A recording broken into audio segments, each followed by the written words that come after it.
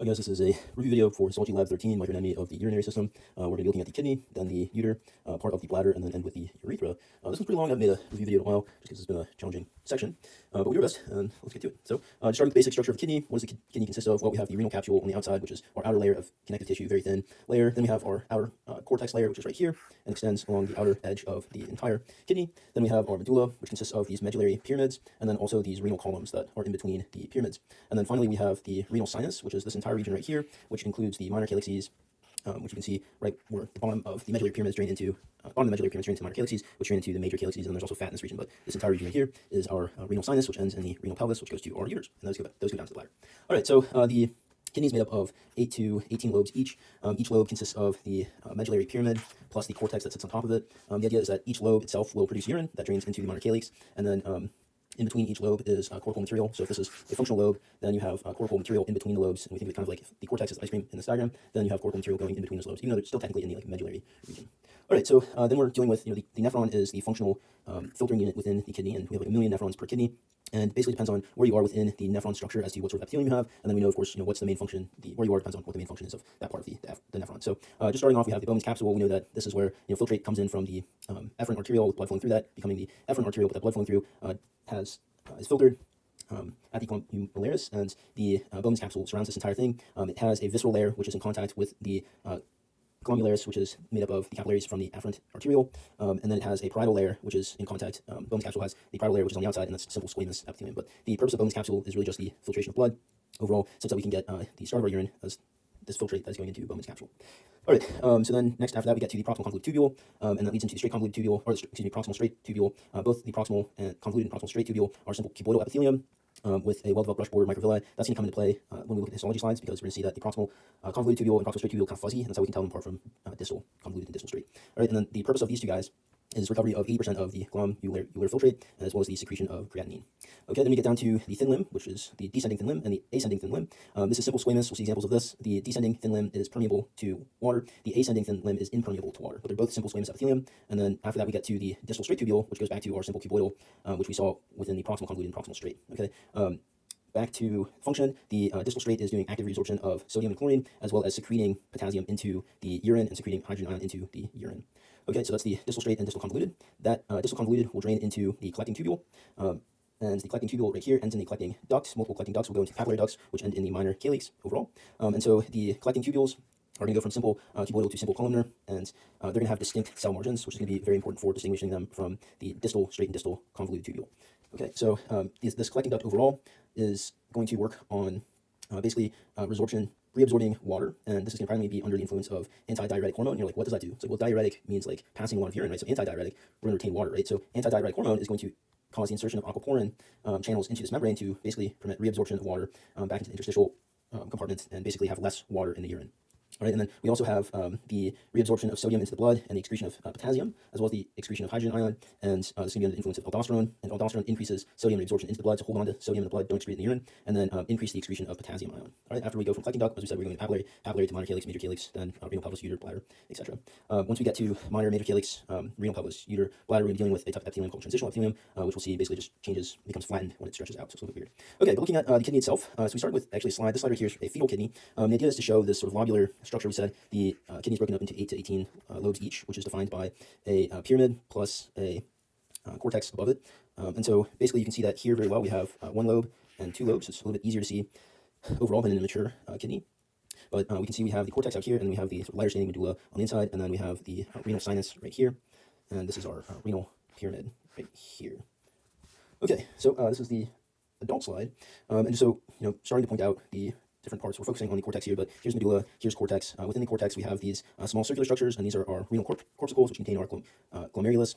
And then we have these sort of lighter streaks right here, which are our medullary rays. What exactly is in those? We'll talk about in just a second, but these are basically tubules, part of the nephron that is basically the straight tubules, which we'll see in a minute. And then in between our lightly staining medullary rays, we have the cortical labyrinth, and this is going to be our convoluted tubules, whether that be proximal or distal convoluted tubules. All right, so medullary rays are like our straight tubules, which we'll see in a second, and then our cortical labyrinth, which you can see is adjacent to our renal corpuscles, and in between medullary rays, this cortical labyrinth is going to be our convoluted tubules, proximal or distal convoluted tubules. All right, so then we actually have another concept. So we talked about a lobe being a pyramid plus the cortex above it. And then we have the concept of a lobule, and a lobule is a way of basically organizing the cortex. And so the cortex is organized into these structures called lobules. They're centered around medullary rays. So this is medullary ray, and then the outer boundaries are formed by blood vessels called interlobular vessels. So if you see a medullary ray, there's going to be a lobule that's defined kind of like this on either side of the medullary ray. And we can't see them really here, but there's supposed to be interlobular blood vessels flowing in between. We can see them a little bit better here. You can see we have interlobar artery and vein coming up. This curve around become arcuate artery and vein, and then that gives off a branch that becomes the interlobular artery and vein overall. All right, but you can see maybe better here. We have a renal artery coming in, then our renal artery is branching. We get our interlobar, so in between the lobes, arteries and veins. Those become our arcuate, and our arcuate come out to become our interlobular arteries and veins right here. And these interlobular arteries and veins define the boundaries of a lobule, but the medullary ray is the easy thing to find, so that's the center of the lobule, and then the boundaries of the lobule are technically the interlobular arteries and veins, which are very hard to see on these histology slides. Okay, but that's organization of the cortex. So looking at the renal medulla, so we mentioned these rays that are coming up, and we said these are made of straight tubules. So the medullary ray right here is actually made up of the proximal straight tubule, right? Then the distal straight tubule, and then a portion of the collecting duct. You can see that the medullary rays are all straight tubules, right? And that gives it this light staining appearance. Okay, so renal medulla, you can see here's kind of the top of the renal medulla right here, and then we have cortex above that. Renal medulla, we see a lot of circular cross sections because this entire region is medulla. You're dealing with a whole bunch of tubes, right? Then just going back to urine production, it's just a filtrate of the blood. And then just a quick distinction: we had nephron versus uriniferous tubule. What we would consider nephron is actually this section right here. Then you have the small section right here called the collecting tubule, and then this urine goes from nephron into collecting tubule into collecting duct. Okay, so there's really like 3 parts: 1, 2, and 3. And so we would call the uriniferous tubule the combination of the nephron plus the collecting tubule overall, and then that drains into the collecting duct. Okay. All right. So then we already talked about this, but the blood flow, we're going from afferent, right? A is first, and then efferent E comes second in the alphabet. So blood comes in through the afferent arteriole into the capillaries, the capillary bed that makes up the glomeralis. It goes through that into Bowman's capsule, at which point it is part of from Bowman's capsule into the proximal convoluted tubule, which we can see here. That goes into the proximal straight tubule right there, then into descending thin limb, ascending thin limb, distal straight tubule, then we get to distal convoluted tubule, and importantly, we can see that we're moving on to the next page, but once we get up to distal straight tubule, you see that we go past the glomeralis again. In particular, the distal straight tubule approaches the vascular pole of the renal corpuscle. So this would be the vascular pole of the renal corpuscle, where we have the afferent arteriole coming in, efferent arteriole going out, and then this is sort of the blanking on the name, sort of urinary pole, but this is the vascular pole overall. All right, but then in particular, the distal straight tubule, it is going to become the convoluted tubule, and when the convoluted tubule passes by the glomerulus, it is going to have this region called the macula densa, so it passes by the same glomerulus that the proximal tubule started at, and when it does that, it forms this juxtaglomerular apparatus, which is made up of a bunch of different types of cells, but in particular, the macula densa ones are going to be very important for, we'll see a little bit later, production of renin. And so, anyways, once you get past the juxtaglomerular apparatus, which just means juxta, right, is adjacent to the glomerulus, then you get to more of distal convoluted, and then you end in the collecting tubule, and that gets into the collecting duct. All right, so then looking at the renal corpuscle itself, we said that the distal convoluted tubule comes past the glomerulus at the juxtaglomerular apparatus, which is this guy, and you're having, just a review of blood flow. Blood flow is coming in through afferent, going into the capillaries here, leaving through efferent, and it's going to hit this filtration barrier, which we're going to see is dependent on basically the endothelial cells. There's this basement membrane, and then the foot processes of the podocytes, and then it's going to get into this urinary space right here, and once it's in the urinary space of Bowman's capsule, it's going to go into the proximal convoluted tubule. All right, in particular, though, it's just worth mentioning, Bowman's capsule has a parietal layer, which is this guy right here, the outside layer, and then it has a visceral layer of Bowman's capsule, which you can see here. And you see all these foot processes of the podocytes that make up this visceral layer of Bowman's capsule. All right, so not too bad. Let's look at the individual parts of the renal corpuscle. Okay, so starting off, we have right down here is the proximal convoluted tubule. I think the easiest place to start on whenever you look at one of these guys is to look for that vessel that is adjacent to the corpuscle itself. So this guy right here is the distal convoluted tubule, and so I can orient you. It says, all right, so this is distal convoluted tubule. This means that this must be afferent or efferent arteriole. It's very hard to tell them apart, right, because they're coming in, leaving. Okay, so we have that. So this is the sort of vascular end of the glomerulus. Then we have D right here is the parietal layer of Bowman's capsule. Great. Then we have G. We have this little guy sticking out right there. That's going to be our podocyte, which we said makes up our visceral layer of Bowman's capsule, and it's making an important part of the filtration barrier. All right. Urinary space right here. You can see more over here, but all around the corpuscle. And then A, we said is proximal convoluted tubule. D, we already mentioned, and then this whole region right here is the glomerular tuft with the glomeralis inside. And then we've mentioned 2 of the 3 types of cells that are inside this guy, but very important, it's kind of hard to tell what cells are actually in here. We can identify the podocytes pretty easily because they form the visceral layer of Bowman's capsule on the outside, and you kind of just look for the nuclei that are on the outside of the glomeralis. So not too bad. We also have the vascular endothelial cells, right? So these guys that are forming the endothelium of the glomeruli capillaries that make up the glomeralis, right? The glomeralis is a capillary bed. They're fenestrated endothelial cells, and then the first part of the filtration barrier, right? So podocytes, hard to see these vascular endothelial cells, and then also pretty hard to see the intraglomerular mesangial cells. And so those are located here, but these are specialized contractile parasite-like cells, and parasites are small cells that wrap around the walls of blood capillaries. And so these mesenterial cells are contractile cells, and they're located within the glomerulus tuft. And you can imagine if they can contract, then they can control blood flow overall. All right, but they also serve the function of helping maintain the glomerular basement membrane through phagocytosis, so eating things that shouldn't be there. All right, but we have our endothelial cell. This is our filtration barrier. Endothelial cell. This is our capillary that makes up the glomerulus. This is a bunch of capillaries. Endothelial cells, first line of the barrier. Then we have our basement membrane, and then we have the podocytes and the foot processes of the podocytes. Okay, so moving on. So we've mentioned we're still kind of looking at the cortex. We said medullary rays were the sort of straight tubules overall, right? And they're pale staining as a result. Then we had our renal corpuscles, and adjacent to our renal corpuscles, we know we have a whole bunch of convoluted tubules. So all this dark staining stuff in between the medullary rays is our cortical labyrinth, and our cortical labyrinth is made up of distal convoluted tubules and proximal convoluted tubules. So here we have cortical labyrinth.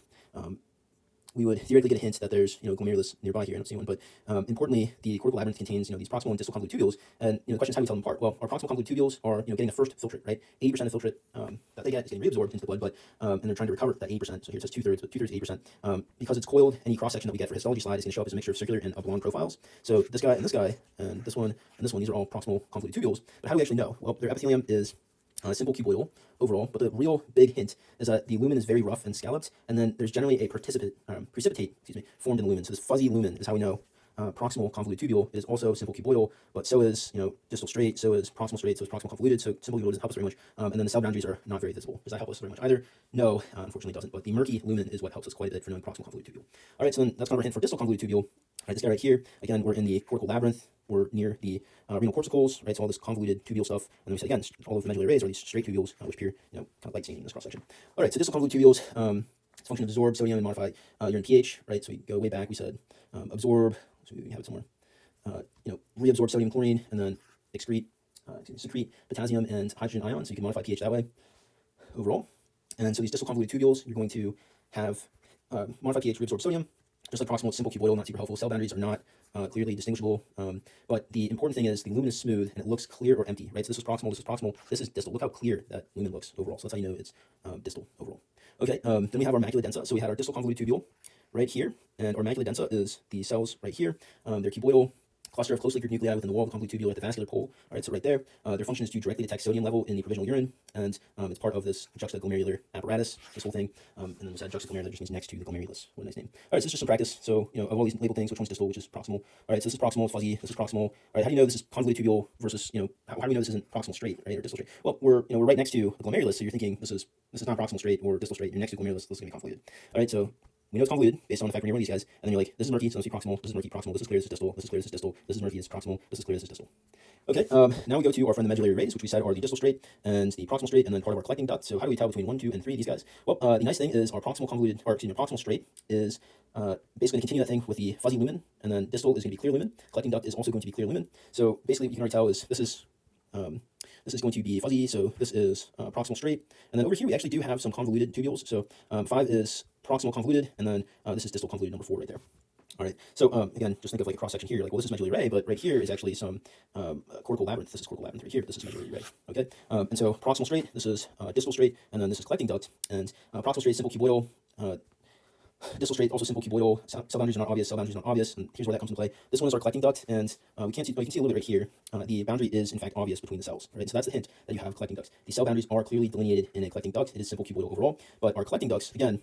What are they doing? We're reabsorbing water, reabsorbing sodium, excreting potassium in this region, excreting hydrogen ion, but the collecting duct is under the influence of antidiuretic hormone and aldosterone. All right, so this is like the site of action for these two hormones, which is really important. The antidiuretic hormone, diuretic, you think excretion, right? So antidiuretic, like less excretion, you're going to reabsorb water if you have a lot of, if you have stimulus from the antidiuretic hormone. All right, aldosterone is going to reabsorb sodium into the blood. All right, but again, medullary rays. Right, think of a ray as a straight line. So you have the straight tubules and the collecting ducts, and then the collecting duct, cell boundaries are clearly delineated. All of these are simple cuboidal. And then we go, does it have a fuzzy lumen? If it's fuzzy lumen, then it's proximal. If it's not fuzzy, then it's either distal or collecting duct. All right, so then we get further into the medulla, and if we're in sort of true medulla, not if we're in true medulla and not talking about like a medullary ray, true medulla is just going to be just this stuff, right? Whereas medullary ray is technically in the cortex, right? But true medulla is just going to be distal, straight, thin ascending, thin descending. You could have some proximal straight, and then collecting duct overall. But you see a whole bunch of circular profile, and that tells you that you're just medulla. But contain profiles through proximal, distal, collecting ducts, and then you have your thin and your thin limbs overall. All right, so that said, we're going to look at upper medulla versus lower medulla.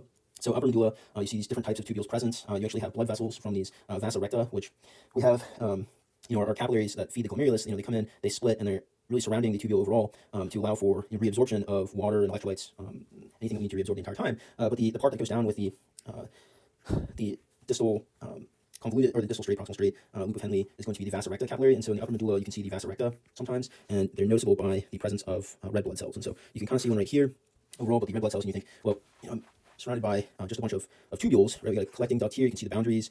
Here we have a distal straight. Here we have a proximal straight. It's a bit hard to teleport overall, but based on, because we use the lumen's pretty fuzzy in both of those, and really small. Right, but you can certainly tell a vasa recta based on the red blood cells. Okay, then we also have within this region, again, this is upper medulla, you have interstitial cells, and I tried to mark some out because they're a little bit hard to find, but here's an interstitial cell. Anything that's not part of a capillary, or like a capillary or a vessel, you have interstitial cells, and they produce erythropoietin, which stimulates red blood cell production, and thrombopoietin, which stimulates platelet production. But you can find them. You just have to kind of look. They're not associated with the vessel because they're interstitial cells. All right, then we get to lower medulla, so more of this region, whereas on the slide we were more this region, upper medulla. Here we still have those vasa recta blood vessels. Let's see if we can find one. There's supposed to be one right here. One right here. It's not very big, but you again have to be able to see the red blood cells in them. We have those same interstitial cells, which you'd have to find. There's one right there, but they're again producing the erythropoietin and thrombopoietin. And then since this is lower medulla, we're just going to really see these collecting ducts and the thin descending and then straight distal, straight proximal.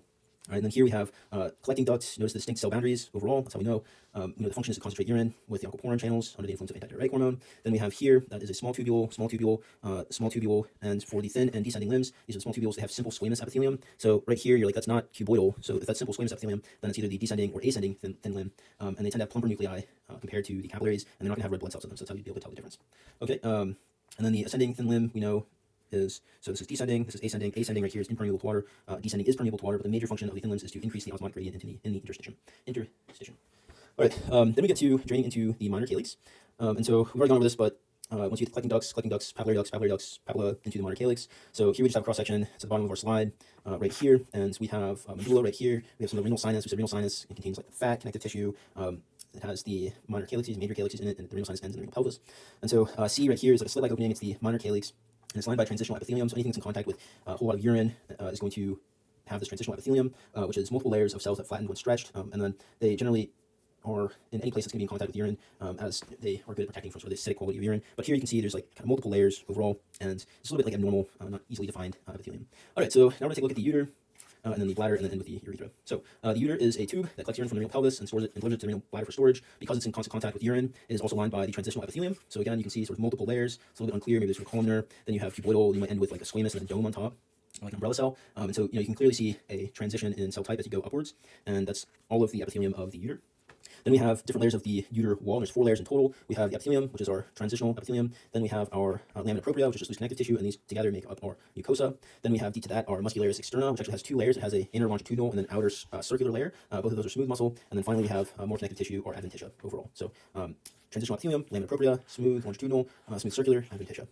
Okay, then we get to our urinary bladder, and we said that if you're in contact with urine, you're going to be dealing with transitional epithelium, so we'll start there. Our epithelium we can see here is in fact transitional, right? We have like columnar at the bottom, continues up, maybe we get like cuboidal, and then sort of like some sort of dome-ish epithelium at the top, but you can see there's multiple layers, and it seems to be transforming. So transitional epithelium, here we have an electron microscopy of that, and you can see that you have sort of this umbrella cell at the very top, and large numbers of disc-shaped vesicles inside of it, and they represent a form of membrane storage. Upon stimulation to expand, these vesicles will fuse with the plasma membrane, and therefore increase the surface area of the umbrella cell. Okay, so all of this like plasma membrane that's making vesicles currently confuse and then expand the surface area, and then special membrane proteins in the cell form barrier to the acidic urine. And then deep to this transitional epithelium, we have our lamina propria, which is loose connective tissue. All right, so we have our layers. We have A here is our mucosa, which we know is the transitional epithelium plus lamina propria. Then we have our muscularis externa, and there's 3 layers here. There's again, this is bladder, so inner longitudinal, which you can see here. Then you have middle circular, which you can see here. It's a little bit different. And then you have an outer longitudinal overall, so like middle circular, longitudinal, and then longitudinal. And then past this we have adventitia.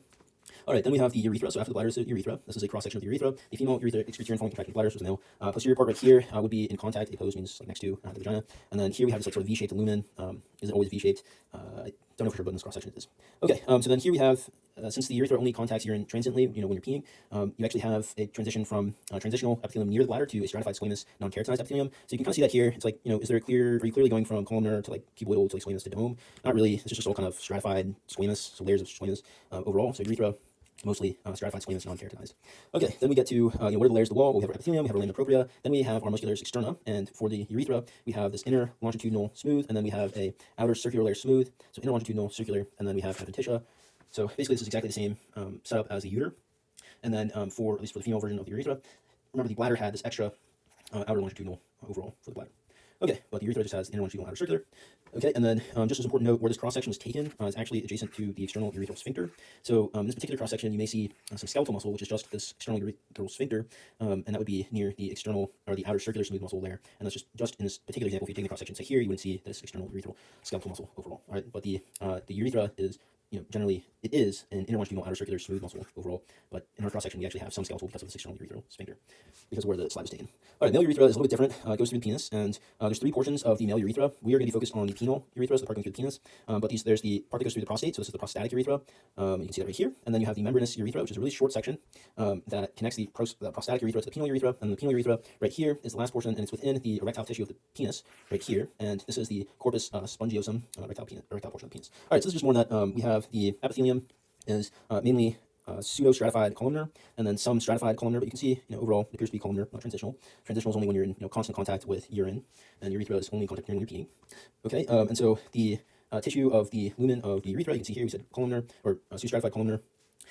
The lumen is surrounded by the spongus, the corpus spongium, and you can see kind of like a sponge. There's a lot of these little holes around it, and this blue tissue that makes up this area around it is dense irregular connective tissue called trabeculae. So all of this blue stuff, dense irregular connective tissue called trabeculae, and then the holes in between are called lacunae. I'll learn more about that in the future. And then you have all of these mucus glands which drain into the lumen of the urethra, and these mucus glands are called the mucus glands of Littre, which I may be saying wrong, and it's an exocrine gland because it empties onto the epithelial surface of the urethra. Okay, so not too bad. That's it. We'll take a break there. We'll end there actually. Good job.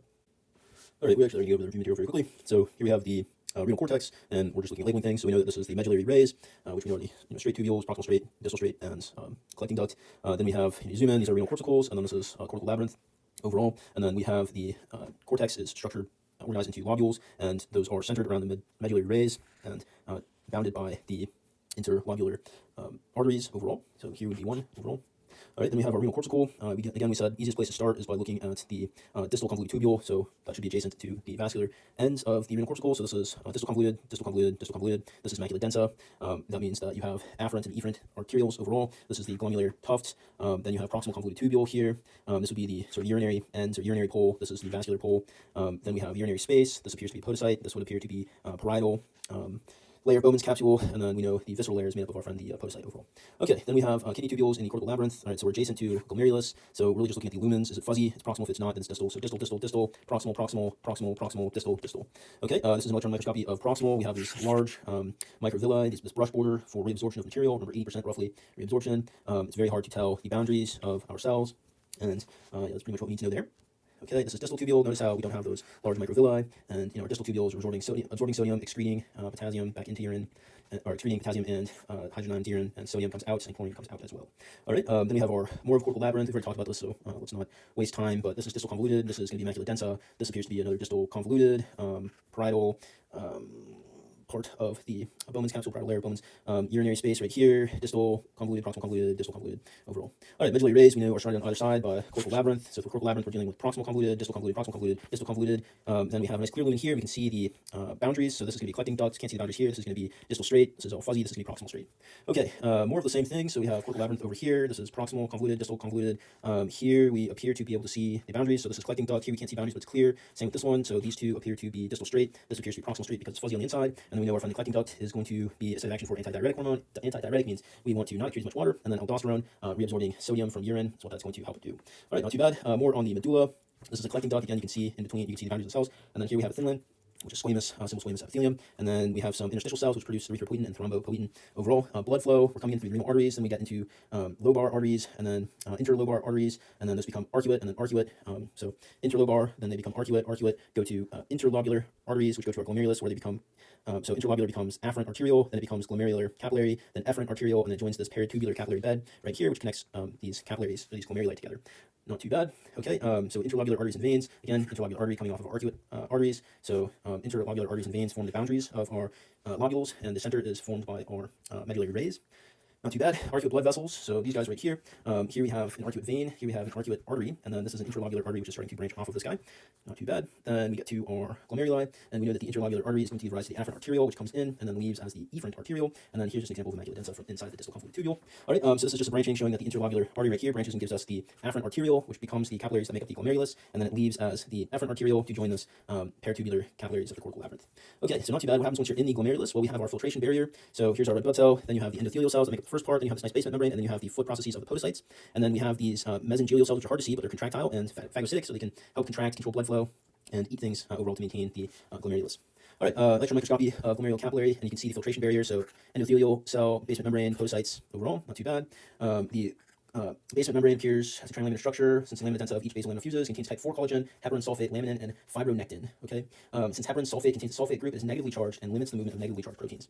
Juxtaglomerular apparatus right here, and you can see right here, number 3, and in particular, the macula densa cells, in response to decreased sodium levels, they initiate a signaling cascade in the juxtaglomerular apparatus, and in response, you're going to have these cells release renin. Renin helps hydrolyze conversion of angiotensinogen to angiotensin 1. Angiotensin 1 circulates in blood, converted into angiotensin 2 by angiotensin converting enzyme. So angiotensin 2 is a vasoconstrictor, and then it stimulates the adrenal cortex in the adrenal gland on top of the kidney to release aldosterone, which we know acts on collecting ducts to increase sodium absorption and return it to systematic circulation. More sodium in the blood means that you're going to have more water in the blood overall and higher blood pressure. All right, so then delivery of blood to the secondary capillary bed. So leaving the efferent arteriole, you go to these capillary beds right here, and really there's not too much to know with that. So that's it. The end. Good job, guys. That was a long one, but we did it.